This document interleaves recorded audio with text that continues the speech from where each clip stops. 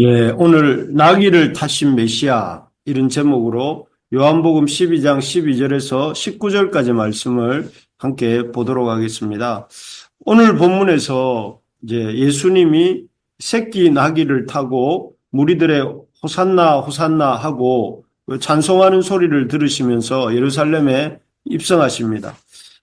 마치 큰 전쟁에서 승리하고 돌아온 개선 장군의 기함과 같은 모습입니다. 어찌 보면 예수님의 생애에서 가장 화려하고 또 가장 많은 사람들의 주목을 동시에 받는 순간이라 할 수 있는 그런 모습입니다.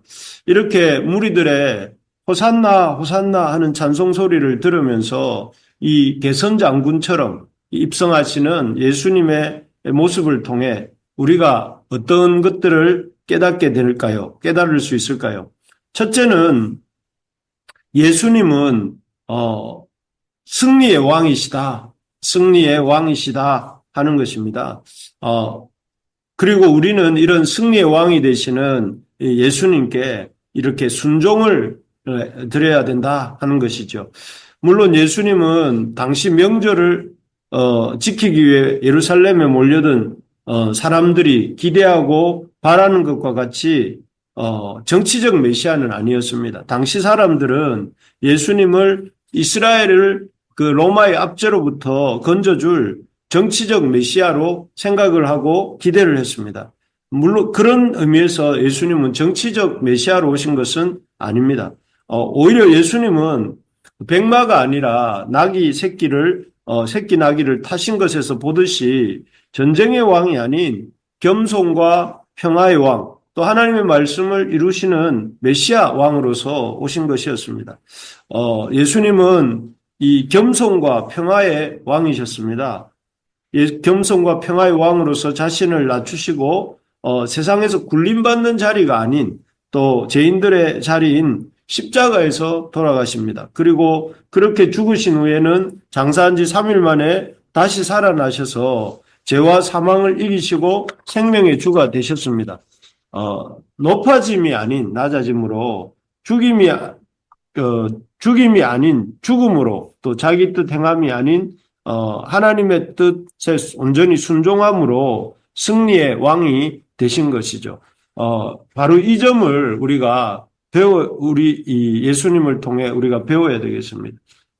죽임이 아닌 높아짐이 아닌 낮아짐으로 죽임이 아닌 죽음으로 자기 뜻 행함이 아닌 하나님의 뜻에 순종함으로 참 승리의 왕이 되셨고 또 그렇게 승리의 왕이 되심으로 우리에게 참 순종을 받으시기에 마땅한 분이 되셨다 하는 것이죠. 그래서 우리가 예수님을 승리의 왕이 되신 십자가를 통해 승리의 왕이 되신 그 예수님을 따르는 자로서 그 예수님을 주님으로 모시는 자로서 그 주님 되신 예수님의 길을 우리도 이렇게 걸어가는 순종하여 걸어가는 우리 모두가 될 수 있기를 소망합니다. 두 번째로 보면 이 나귀 새끼를 타고 입성하시는 예수님의 모습을 통해 깨닫게 되는 것은 우리가 왕 되신 주님께 마땅히 드려야 할 것은 찬양이다 하는 것입니다. 13절을 한번 같이 읽겠습니다. 종려나무 가지를 가지고 맞으러 나가 외치되 호산나 찬송하리로다 주의 이름으로 오시는 이 곧 이스라엘의 왕이시여 하더라 이렇게 되어 있습니다. 여기에 보면 참 예수님을 향해서 그 명절에 온 큰 무리가 종려나무를 가지고 예수님을 이스라엘의 왕이라 부르며 찬양하는 모습을 볼 수 있습니다. 사실 당시는 우리가 어제도 보고 그제도 본 것처럼 대제사장과 바리새인들이 예수님과 예수님을 믿는 자를 죽이고 또 출교하려고 하는 그런 살벌한 때였습니다. 심지어 그 예수님의 특별한 은혜를 받고 어렵게 살아난 그 나사로까지도 죽이자고 이렇게 결의하고 있는 상황이었습니다. 즉 잘못하면 목숨을 잃을 수도 있고 또 교회 이 신앙 공동체로부터 쫓겨날 수도 있고 그런 아주 힘든 상황이었습니다. 하지만 방금 읽은 13절에 나오는 무리들은 어떻습니까? 이 사람들은 그런 상황을 개의치 않고 호산나를 외치면서 예수님을 이스라엘의 왕이여, 이스라엘의 왕이시여 하면서 이렇게 찬송하고 있는 모습입니다. 앞에서도 말씀드린 것처럼 물론 이들은 예수님을 이스라엘의 정치적 메시아로 잘못 생각하고 있었습니다. 하지만 그럼에도 불구하고 이 순간만큼은 호산나 다윗의 자손이여 하는 그렇게 외치는 그 순간만큼은 참 진심이었던 것이고 어떤 것도 두려워하지 않고 예수님을 찬양하는 모습이다 이렇게 볼 수 있습니다. 우리가 이런 무리들의 참 담대하고 힘찬 찬양의 자세를 배울 수 있어야 되겠습니다. 그래서 우리도 좀 담대하고 힘차게 하나님을 찬양해야 되겠습니다. 그것이 바로 왕이시지 않습니까? 승리의 앞에서 말씀드린 것처럼 승리의 왕이시고 또 이 땅에 진정한 메시아로 오신 우리 주님에 대해서 우리가 가져야 될 마땅한 태도이고 또 그렇게 찬양할 때 하나님도 또 삼위 하나님도 예수님도 그런 왕으로서 영광을 받으시게 되는 것입니다. 최근에 우리에게는 국가적으로나 또 사회적으로나 또 교회적으로나 찬양할 일보다 그렇지 못한 상황이 많은 것 같습니다. 그렇지만 상황은 그렇다 할지라도